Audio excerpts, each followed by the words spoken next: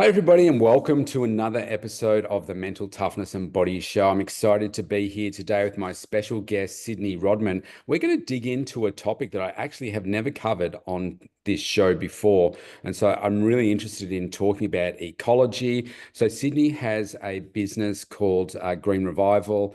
She's based in the US. And so we're going to dig into that. And then also related to I think it's a really tough industry to get into. And so here's a young person that is the future of saving our planet, really.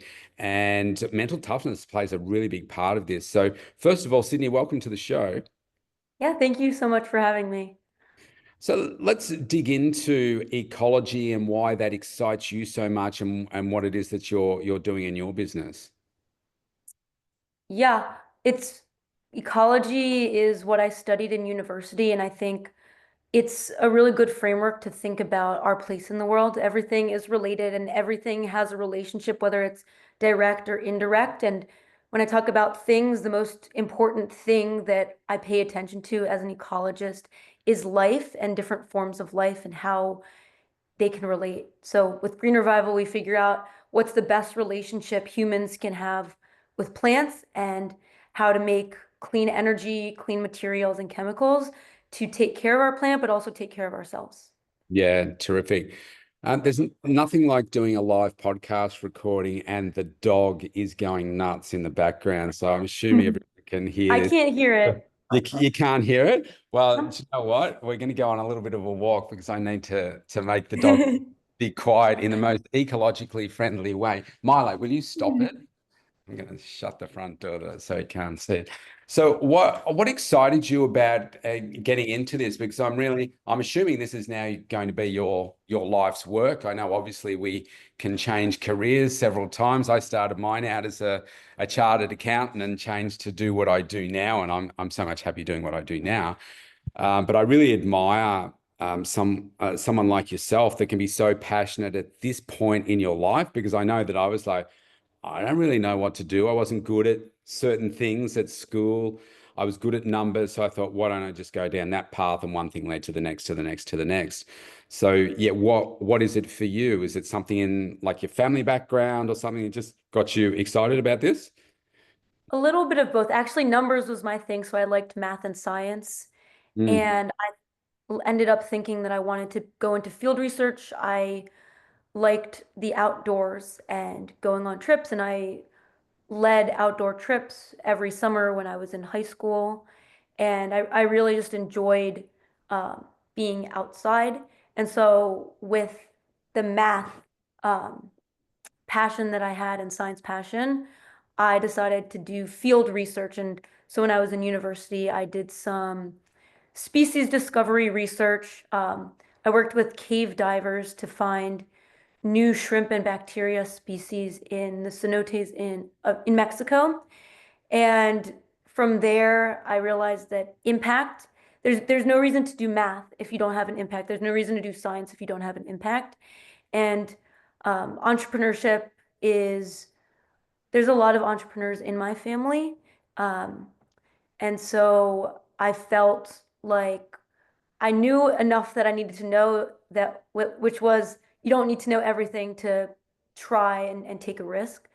And so after a summer job, I had a scuba diving job in upstate New York in the Adirondacks where I was underwater weeding. So I was floating all day, just taking out weeds and thought, what next? Like, what's the end of this process?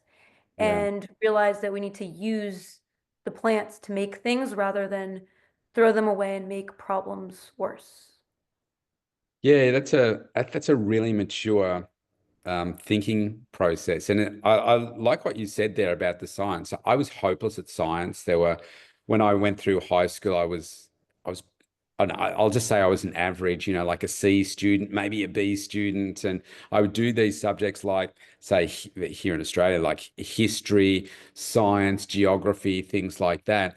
And I just couldn't see the connection, say, between science and my future. And so therefore and I guess this a large part comes down to the teaching as well, because if the teacher really engages with you and you can get how one thing can relate to the next, then you can see a future. And the way science was taught to me, it was like I just didn't get it. It bored the crap out of me. So I didn't see that. And the reason that the numbers for me, because I'm more left brain, so numbers, facts, statistics, that kind of stuff, creative things and everything, that's like, I don't get it, even though my daughters are very creative. Um, my maths teacher, he just really connected with me. And then I got it. And I loved the fact that, okay, here's a problem. And always, if you use this formula, you will always get the right answer. So that works well with my logical left brain. You do this and you will get that answer, and therefore it works. Um, Perhaps if somebody had done that for me with science, because just like you said, I couldn't see an outcome for how does that relate to what it is that I'm going to do. So you obviously did see that, and I guess having the entrepreneurial family background there as well um, is, I guess, giving you fantastic vision for where you want your career to go. Yeah. I also like the part about like just pulling out the weeds and okay, now what do we do with them? And Sure. it's like you could be weeding for the rest of your life, but what if we could solve the problem to prevent the weeding to start with, kind of thing? Yeah, and so what you said about math and having the answer and having the laws, I found that in science as well. It's um I think being out in nature helped me see what the law some laws of nature that I connected with and wanted to explore more. Um yeah, but I found out that like very simple equation, more plants with invasive species, they're infesting lands. And so with more plants comes more wildfires, more fuel for wildfires. So I actually like putting equations onto the relationships of um, scientific concepts or like societal changes. So like with more plants, you're going to have more fuel for wildfires. With more, as plants increase, so does sometimes tick disease and allergies. So Mm. I'm just trying to decrease the amount of weeds in the world so that we can use it. But the thing is, once any invasive species grows too much and infests, I keep using that word, then you can't get rid of it. And it's something that we have to manage long term, which hasn't been something that governments and conservationists have prioritized. They're prioritizing prevention when it's already a problem that hasn't been prevented, and we need to stop the spread, just like a disease. So your speciality is invasive weeds and plants. Mhm. Yeah. So how do you think we change that? I suppose the funding so that people do recognize that it's an issue because I guess it is literally the thing. If I do not have an invasive plant weed species in my backyard, then it's like, well, it's okay. Unless you Yeah. step out of your front door and it's like, oh my goodness, I'm surrounded by all this invasive stuff. People don't think about it. It's like, gosh, invasive weeds are a big problem in my community. Like where I live here in Melbourne, Australia, I think we have, oh, if I say it's not going to be its botanical name, but Patterson's curse. Do you know what that is? No, I don't know the Australian plants that well. Yeah, yeah, okay. So it's essentially a purple flowery weed that grows in paddocks that overtakes the paddocks. I think it's really harmful for say livestock as well. I think it can be poisonous and that kind of stuff. So we have a few noxious weeds around that you can actually be fined if you're not keeping them under control. Things like your blackberry bushes and things like that, which are obviously really prickly and they take over the landscape and everything. They're invasive weeds as well. And I don't know whether you can be fined for those, but they're just an eyesore and so forth. But what do you think we need to do to appeal to people to recognize that this is actually when are they going to wake up and say, oh, this is a issue. We need to do something about it. So what I've been working on So is can you hear me, commercialized. Sydney? Yes, I can hear you. But I think we've just got a bit of a lag, that's all. Yeah. Okay. Yeah, so with the work at Green Revival and has been how do we make value from waste? How do we make sustainable aviation fuel? How do we make hydrogen? How do we make construction materials and biochar and tons of products that all have the same input? And by having the right incentives to utilize the plants rather than create a new problem with more waste in landfills or just keeping the spread going, um, not relying on, but working and bridging industries, top industries, with conservation and land management. So what's that process? So let's say you've got a whole bunch of a particular type or group of, noxious weeds or whatever. You've got a big stockpile of them. What's the process to, I mean, do you use AI now? Do you think, okay, we take some of this, we stick it in, in the lab to see what can we turn this into? Like, can we turn it into fuel? Can we, break it down to a point where we can actually reuse it as compost? Obviously, there's a whole bunch of issues around that, but like, what's the process as an ecologist that you would go through to work out what are we going to do with this stuff?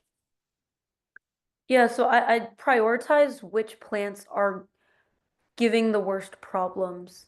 And every situation is different. Every state, every country manages their land differently and has different industries. So I think in science, there's so many variables and it's always an it depends answer. But I think to make a bigger generalization, um, just knowing how much is there and then whether it's a complicated process will require more research into the uses, but there's also very simple uses. Like there's a plant called Phragmites and it's a grass. And so in homes, you can decorate your walls and there's lots of decorations where it's just grass in a vase that looks pretty. And so we're using it and not having to go through a very complicated process. But then there's also very complicated processes. Yeah, right. So then does that then say the vase example, but does that still present a problem? Because people then say throw it in their compost or they throw it in there. We have three separate bins here, like one for rubbish, one for recycling, one for compost. Let's say they put it in the rubbish bin and then it goes to landfill and then okay, now we've created a bigger problem there, even though it might be dead or whatever, but as a seed and do all that sort of stuff.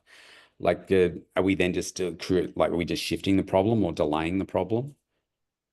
So the way that I think of it is that we are getting the carbon embodied, or we're putting the carbon in products so that what the alternative product would be, um, which is usually worse impact on the environment. Every action that we do has an impact, but it's the Mm. net impact.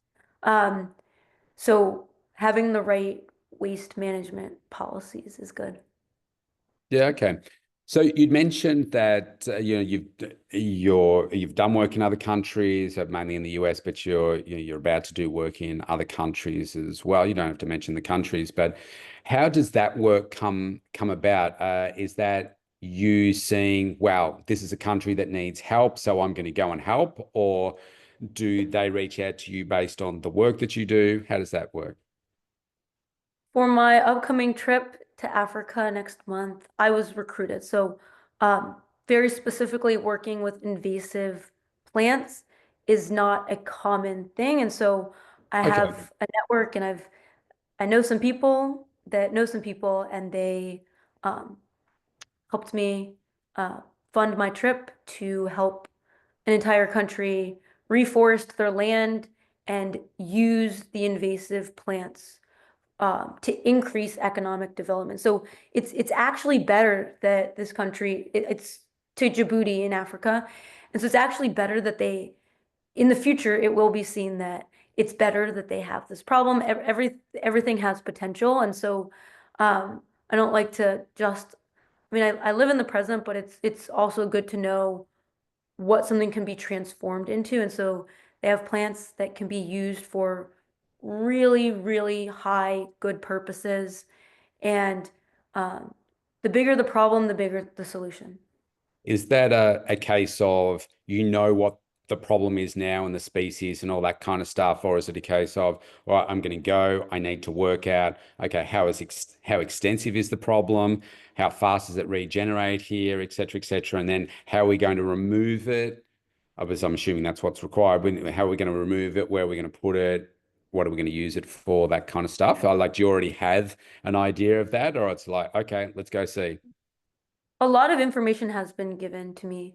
Okay. I'm, yeah, Okay. By other scientists, or it's just like government agencies, or government agencies, wildlife refuge, volunteers. okay.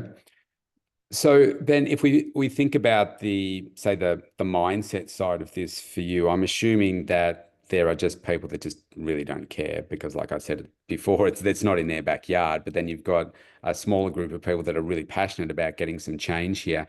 How how do you find that? Obviously you're passionate about this, but do you find it's just a constant, man, I'm always having to push, why we need to look after our ecological system and so forth? How do you manage that personally?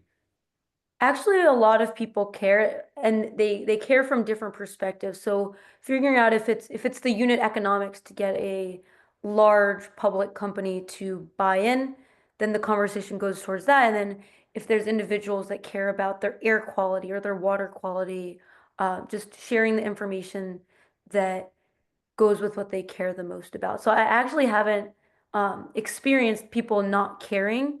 And if I have, I don't even notice it that way because I know that they do care about where they live and their own health. So yeah.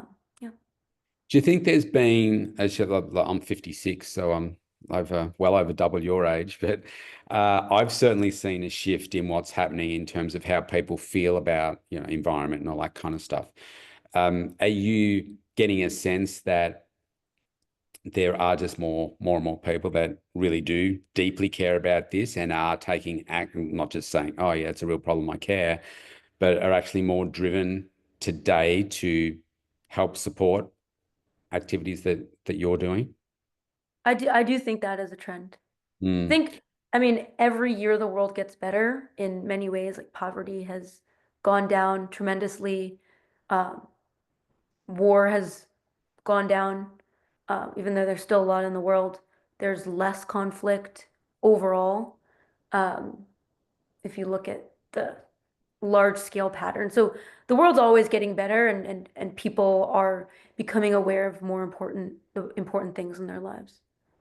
Well, I said my observations are it's people like you, and it's your generation that is going to do probably the biggest piece of work that we've ever seen in history to save the planet and to, nurture it and look after it and really bring these big issues to the public arena. And I guess we've never been living in a time where it was easy to do that.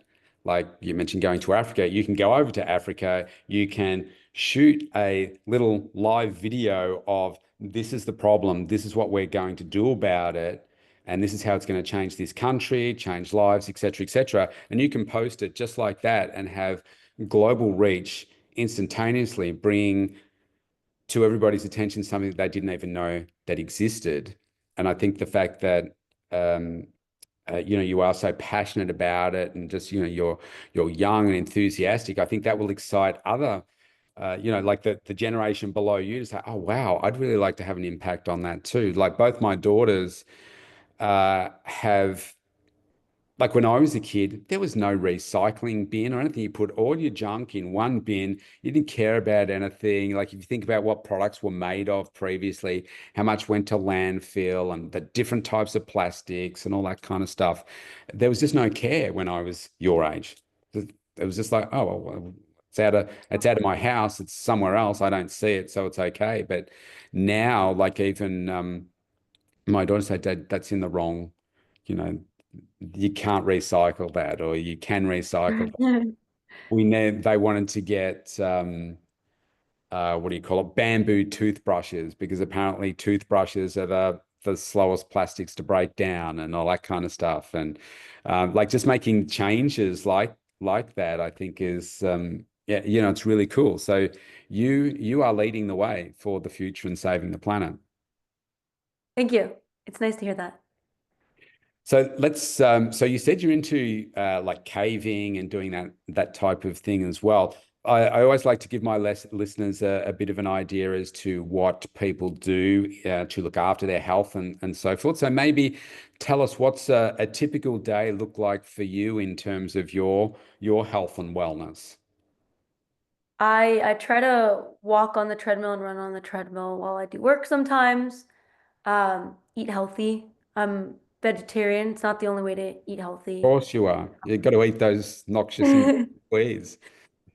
Yeah. Um, it's actually interesting because I didn't grow up vegetarian, but um, now I'm kosher, and I just have a lot of purpose in the way that I eat. Yeah, okay. Tell us a bit more about that. What do you mean? I keep the laws of kosher, and so um, like I don't eat bugs, not even in my um, plants or vegetables, and I don't eat blood. So I check every egg to make sure there's no blood every time I eat eggs. Yeah. Okay. And is that for cultural purposes, or it's just the impact that you want to have on the planet?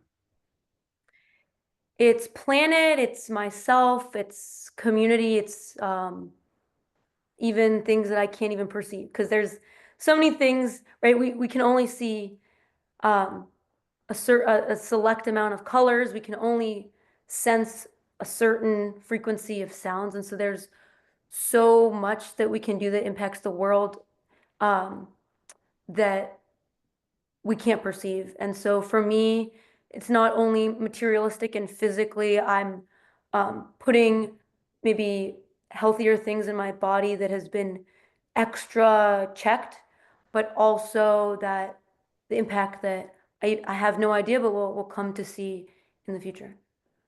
Well, I mean, impact is a really powerful word. If you could gaze into your legacy and crystal ball in, say, 20 or 30 years' time, what would you like to have seen your work do? The most practical thing, moving hundreds of thousands of tons of plants to make cool things that help the world that I'm agnostic to, if it's sustainable aviation fuel, if it's other types of fuel. Um, I just want to stop the crisis of the invasive plants and decrease all of the symptoms. But another thing that really is the most important to me is family. So um, yeah, building a family. Yeah, a whole tribe of people following you around. Yeah, that's beautiful.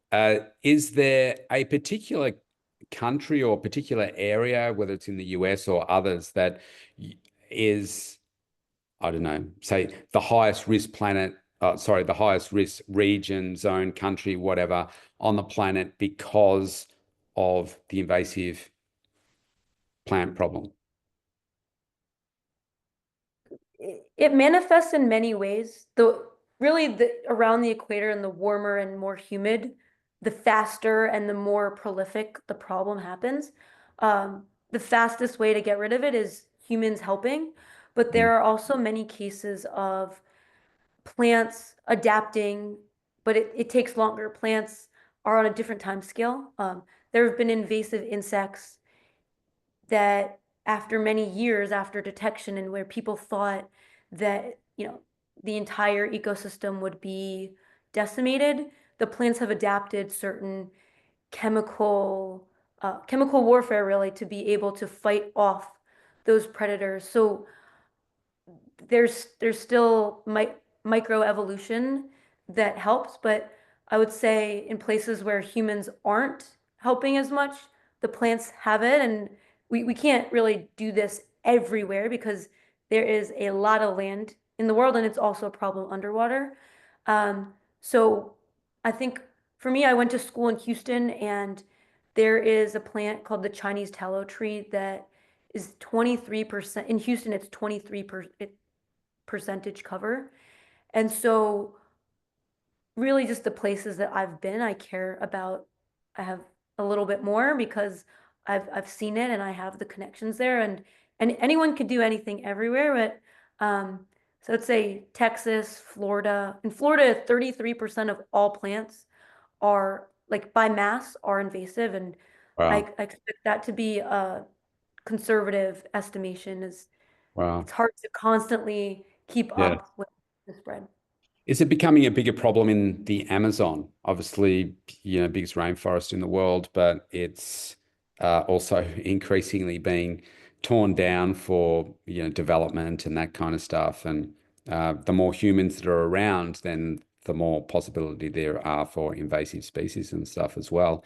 Are you aware that is it becoming a bigger problem there, or it's all right at the moment?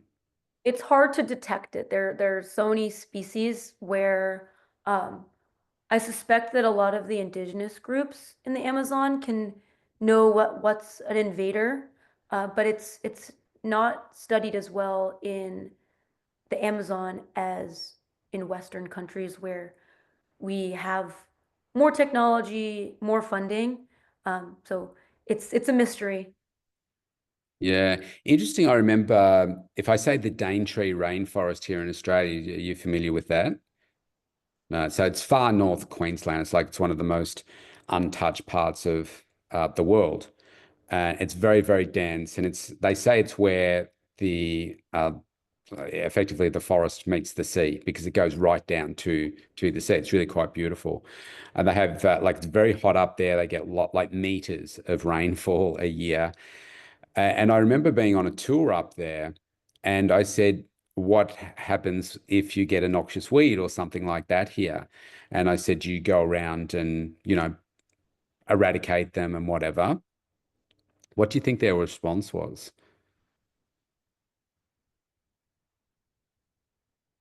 I have no idea. Maybe I don't want to be a pessimist, but I would guess that they aren't doing it. They said they just leave it. Yeah. And I said, like, why? It could destroy all of, these other things. And they said it's an untouched rainforest. So whatever comes, they just leave it and allow nature to take its course. And I thought I was kind of disappointed in one way, but I kind of got it on the other way because it is what it is because it's untouched.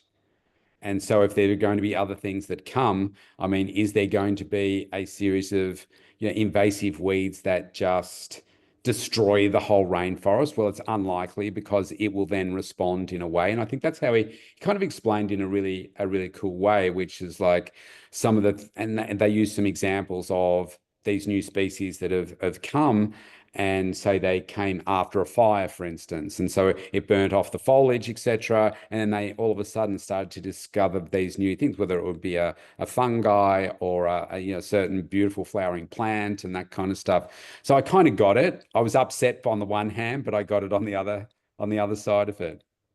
Yeah, it's hard. It's like there's so much work in the world, not even with the ground and the soil. There's so much to be done. There's so much work and everyone's busy.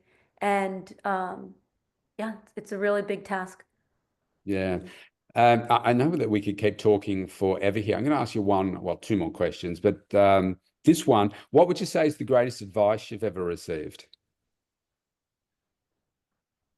One of my favorite advice is embrace the suck. So when things aren't going the way you plan and aren't just not what you want and it's frustrating, just embrace it. Yeah. Yeah, yeah, well done. Well, I mean, this has been really fascinating. First ecologist on the show before.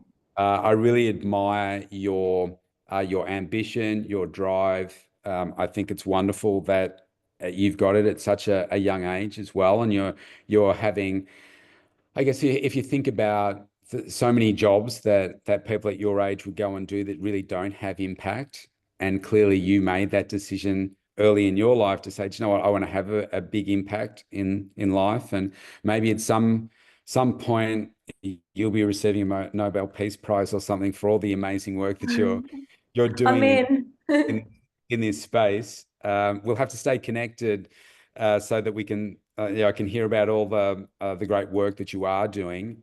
Thank you for reaching out to be on the show. If people want to get in touch with you, stay connected with your journey and the work that you're doing, what's the best way for them to do that? The best way is either on LinkedIn, Sydney Rodman on LinkedIn, or on my website.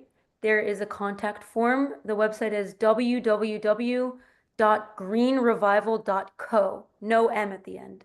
Okay, cool. What I will do is I will put a link below this podcast so that everybody can reach out to you if they'd like to hear about your story. But thank you once again, Sydney, for being on the show. It's been a pleasure, and keep going with all your great work. Thank you so much.